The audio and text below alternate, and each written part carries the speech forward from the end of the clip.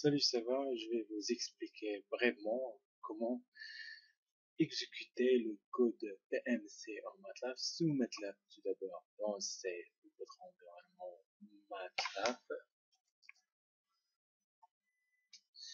Et avant ça, le fichier que vous avez téléchargé PMC.a, vous devez l'extraire, le dossier qui contient ces fonctions, c'est-à-dire PMC, et de mettre le chemin ici pour définir les différentes fonctions ainsi que les bases de données qu'on va travailler, qu'on va utiliser. La fonction principale, c'est pmc.cache. Qui dit cette fonction, c'est simple.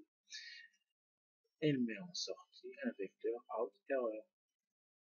Vous devez lui donner comme paramètre tels que n, le nombre d'interactions, la seuil tolérable, et l, le commencement des données du fichier texte. Par exemple, à partir de données 7 plus or, on commence les données par le deuxième ligne. Il faut donner aussi LRM, qui ne sont que le nombre de neurones dans la couche d'entrée et sortie et cachée. H, c'est pour l'apprentissage, on met un 1, sinon, c'est-à-dire différent de 1, on parle sur généralisation ou test. Pour travailler, tu dois avoir des bases de données telles que fertilité, XOR et des bases de données. Ils sont prêtes. Il suffit d'extraire quelques lignes pour le test. Par exemple, ici, on met première ligne en commentaire et on soustract quelques lignes pour le test. Ici, il y en a 100 exemplaires d'apprentissage, mais moins 13 pour le test.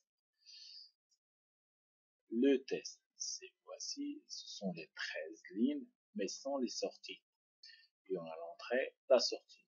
L'entrée, c'est 2, la sortie, il n'y en a pas. Par conséquent, je sais ce qu'il doit avoir comme sortie. De 2 à 6, c'est 0. Le reste, c'est en 1. C'est-à-dire 1, 2, 3, 4, 5, il doit avoir comme sortie 0. Le reste, c'est en 1. On vérifie. On va vérifier ça. On passe à l'environnement de MATLAB et on lance notre fonction comme sortie out error et comme entrée on a 100 000 interactions et comme c'est erreur et vous avez les données vont commencer par la deuxième ligne. On a pris comme 2 neurones en entrée et j'ai choisi 2 neurones en couche cachée et un seul neurone en sortie. Comme on va commencer par l'apprentissage, on met un 1. Puis sur entrée, on choisit notre base de données d'apprentissage.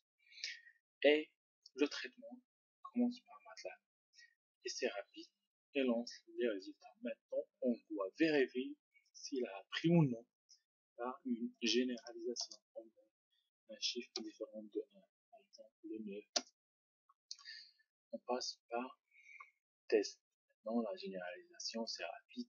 On a dit 5 lignes doit avoir le 0. Le 1, 2, 3, 4, 5.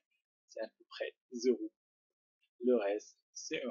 C'est à peu près. Et c'est fait.